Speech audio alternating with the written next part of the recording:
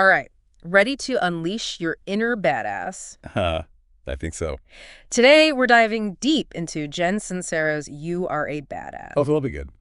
It's a self-help book jam-packed with advice on personal transformation and let's be honest, some pretty wild anecdotes. I mean, come on. Punk bands named Crotch, Yeah, encounters with, like, dudes who've totally checked out of modern society. yeah, all in the name of self-discovery. It's a trip. It's a total trip. So what really jumps out at you about this book? I think it's how Sincero manages to, like, use humor to deal with these, like, really deep psychological concepts. Right, yeah. She's not afraid to share her own, unconventional experiences. It's relatable. Oh, absolutely. And so entertaining. You're not just reading a textbook, Right. Okay, so let's break down one of the core ideas here. The power of the subconscious. Okay. Sincero argues it's like this hidden program running in the background, shaping our actions and beliefs. Oh, totally. Yeah. Imagine it like this. Your subconscious is like a script that was written when you were a kid, filled with beliefs about yourself and the world. Okay, I'm like you. And so even if you consciously want something, like a great relationship or success in your career, if your subconscious is convinced you're not good enough, it'll, like, subtly sabotage your efforts. Wow. It's almost like you're driving with one foot on the gas and the other one slamming on the brake. You're going nowhere fast. Exactly. So how do we rewrite this subconscious script? Sincero brings up this concept of the big snooze, which is basically our ego clinging to those old limiting beliefs. Okay, the big snooze, I like that. Right. It thrives on fear, negativity, and just keeps us stuck. It's that voice that whispers, "You're not good enough," or "Why even try?" You're going to fail anyway. Yeah, exactly. It wants you to stay small and comfortable, even if it means you never reach your full potential. Ugh, we've all got that voice. But there's hope, right? Oh, for sure. Sincero talks about a true self that's connected to, like, a universal energy, a source of limitless possibilities. Yeah. And this true self operates from a place of self-love and abundance. It's about recognizing your worth, embracing your talents and desires, and just knowing that you're inherently awesome. So how do we tap into that true self? Sincero argues that by connecting with this true self, we can rewrite those old subconscious scripts and create a reality that aligns with our deepest desires. Okay, so that brings us to another interesting concept, leading with your crotch. Oh, yeah. This is a good one. Now, before anyone gets the wrong idea, it's not literally what it sounds like. No. So explain this one. Okay, so Sincero uses this phrase to emphasize passion and enthusiasm. Right. It's about approaching life with that same fearless energy we often have when we're young. Before self-doubt creeps in? Yeah, and before, like, all those societal expectations start to box us in. Got it. She gives this great example of starting a punk band called Crotch, even though they had zero musical talent. That's hilarious. Right. They were terrible. Yeah. But they had so much fun and just weren't afraid to express themselves, So it's about, like, diving in head first, even if it means maybe looking a little silly, making mistakes along the way. Totally taking risks, pursuing your passions authentically, letting go of the need to be perfect. Okay, love it. So how do we actually tap into this true self and start living more authentically? Well, Sincero suggests a few key practices. One that stands out is meditation. Meditation. She makes meditation seem a lot less intimidating.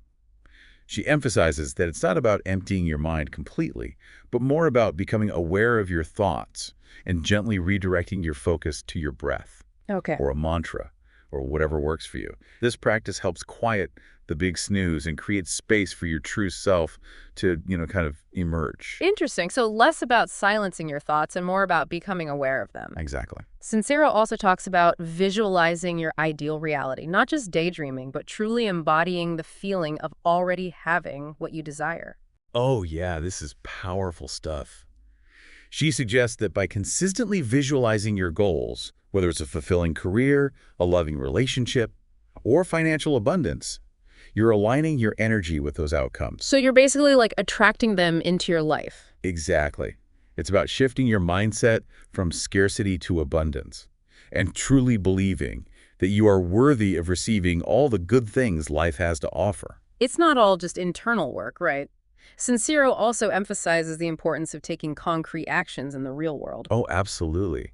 She talks about aligning your environment with your aspirations. Okay, so what does that look like? Well, it could be decluttering your home, surrounding yourself with inspiring people, or even just physically embodying the energy you want to attract. So, like, if I want to feel more confident, I should stand tall, even if I'm feeling a bit shaky inside. Exactly. Your physical posture can actually influence your mental and emotional state.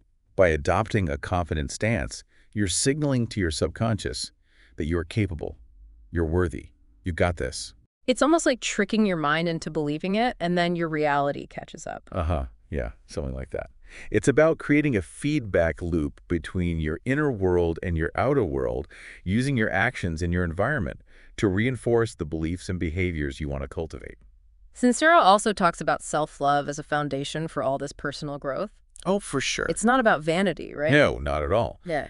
It's about recognizing your inherent worth and treating yourself with kindness and respect. She offers some really practical tips for cultivating self-love. Appreciating your unique qualities, using affirmations to challenge that negative self-talk, prioritizing activities that bring you joy, even if it means putting your needs first. It's about recognizing that taking care of yourself is not selfish, it's essential. Okay, so instead of focusing on what I'm not good at, I should celebrate the things that make me awesome. Yes. Celebrate all the amazing things you bring to the table. Sincero also talks about the importance of giving, and not just to charities, but in everyday life. Right. What are your thoughts on that? She makes a great point. Generosity, whether it's offering a compliment, helping a friend, or just, holding the door for someone, it raises our energy and attracts abundance. It's about putting good vibes out into the world. Exactly. And one of the simplest but most powerful ways to give is by expressing gratitude. How does gratitude tie into all of this? Sincero calls it the gateway drug to awesomeness. She believes it raises our vibration and strengthens our faith in the universe. Okay, so instead of focusing on what's missing, I should appreciate what I already have. Yeah, even if it's something as simple as a sunny day or a good cup of coffee, just acknowledging and appreciating the good in your life can attract more of it. I love that. It sounds like gratitude is a key ingredient in rewiring those subconscious scripts and creating a more positive reality. Absolutely. By shifting our focus from lack to abundance, from fear to love, we open ourselves up to a whole world of possibilities. This is really fascinating stuff. It seems like Sincero is offering a roadmap for not just thinking differently, but actually transforming our lives from the inside out. That's a great way to put it. It's about recognizing that we have the power to choose our thoughts, our beliefs, and our actions. And those choices ultimately shape our reality. So much to unpack here. We'll be back in part 2 of this deep dive to explore more of Sincero's insights and actionable advice. Stay tuned. Looking forward to it. Welcome back to our deep dive into You Are a Badass. Before we jump into more of Sincero's advice, I'm curious about this whole idea of surrender. Yeah. It sounds kind of passive, like giving up, but Sincero seems to frame it as a powerful practice. Yeah, she does, doesn't she? It's definitely not passive. It's about actively choosing to trust the universe, to let go of that need to control every little detail and just have faith that things will work out as they should. So it's not about resigning ourselves to whatever happens. Not at all. It's more about recognizing that our limited perspective might be blocking us from seeing the best possible outcome. When we surrender, we open ourselves up to opportunities and solutions that we might have missed if we were clinging too tightly to our own plans. So instead of forcing things to happen, we're kind of aligning ourselves with a greater force and allowing it to guide us. Exactly. Think of it like throwing a party, right? Okay. When you invite guests with genuine enthusiasm and you trust they'll have a good time, the party just flows effortlessly. Yeah. But if you're micromanaging every detail and worrying about things going wrong, that anxiety will, totally kill the mood. That's a great analogy. It makes surrender seem less like giving up and more like letting go of unnecessary stress. Right. And just allowing things to unfold naturally. Exactly.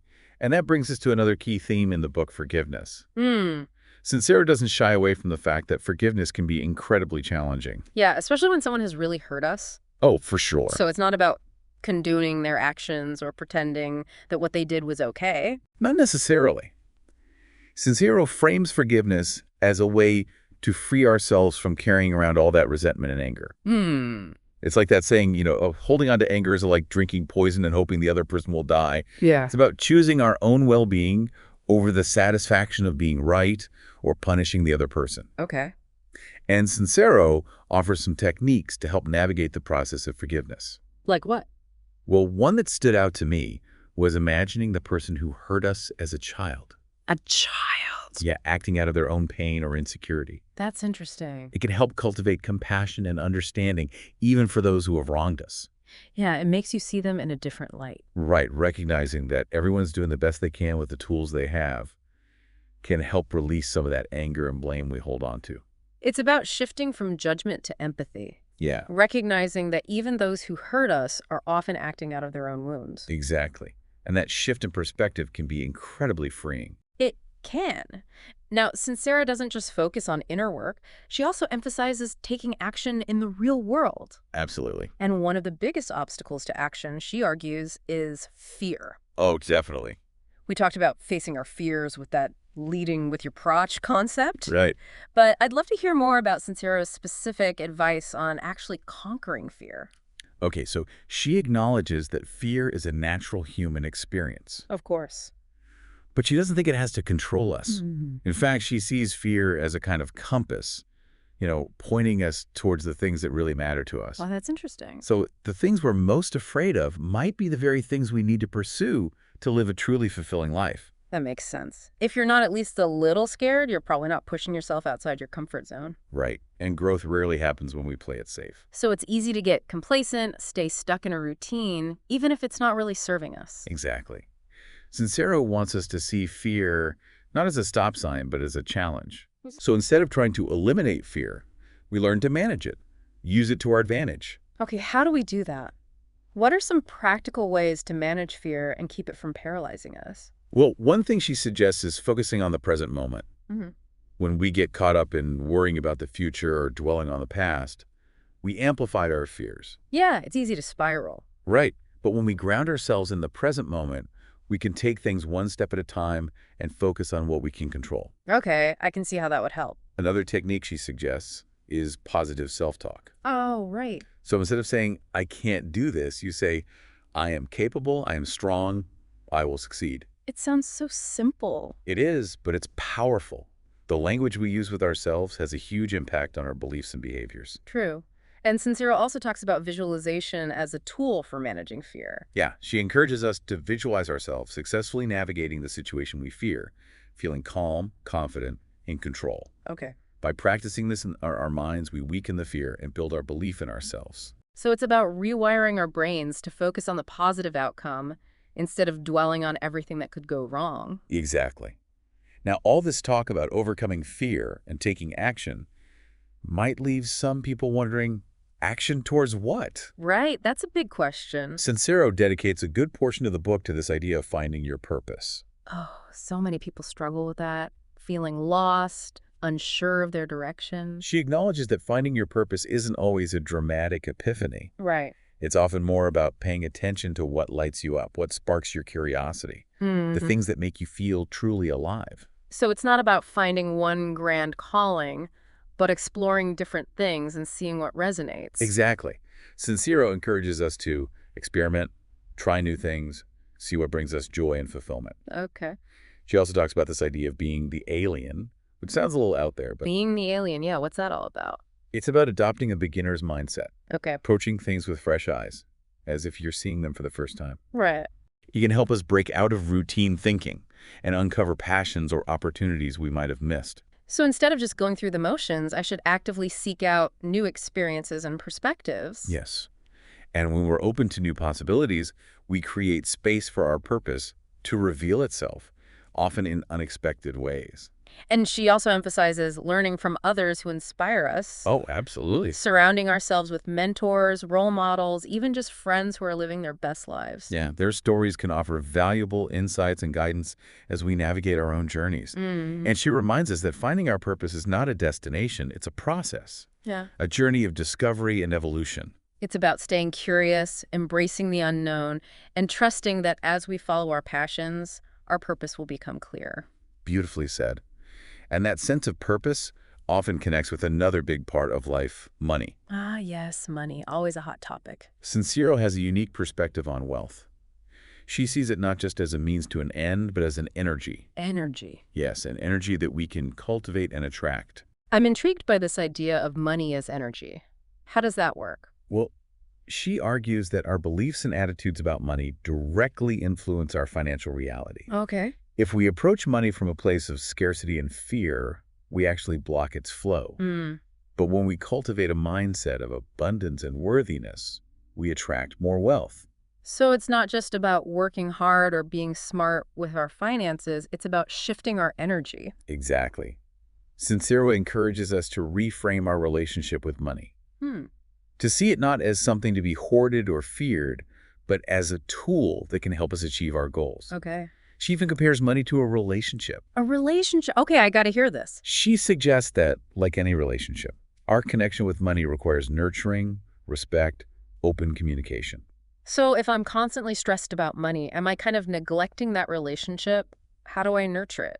That's a great question. Yeah. She suggests things like expressing gratitude for the money you have, visualizing yourself, achieving your financial goals, and treating money with respect, even in small transactions. So it's about shifting from a mindset of lack to a mindset of abundance. Exactly. Believing you're worthy of financial well-being and trusting that the universe will provide. And she also reminds us that financial abundance isn't just about accumulating wealth for ourselves. Right. It's also about using our resources to make a positive impact. Absolutely. So generosity and giving back are key parts of this abundance mindset. For sure. Sincero encourages us to donate to causes we care about, support businesses that align with our values, and be generous with our time and energy. It's about recognizing that giving and receiving are interconnected. Beautifully said. Uh. Now, while Sincero emphasizes taking action and creating the life we want, she also acknowledges that sometimes the most powerful thing we can do is surrender. That brings us back full circle. Right. But I'm still a little fuzzy on how surrender fits into the bigger picture of personal transformation. It's about recognizing that we don't always have control over the timing or the specific details of how our dreams manifest. Right. Sometimes the best thing we can do is let go of our attachment to a particular outcome Okay. and trust that the universe has a plan that's even better than we can imagine. So it's about surrendering to a higher power, something greater than ourselves that has our best interests at heart. Yes. And remember, surrendering doesn't mean we become passive. Right. We still take action, follow our intuition, make choices that align with our values. So it's a balance between effort and surrender. Exactly. Between taking action and trusting the process. That makes sense. This has been a really insightful conversation. I agree. I feel like we've only scratched the surface of all the wisdom packed into this book. Yeah, there's so much to unpack. Sincero offers so many practical tools and techniques for transforming our lives from the inside out. It's inspiring, isn't it? It is. And we'll be back in part 3 of this deep dive to explore even more of her empowering advice. Stay tuned.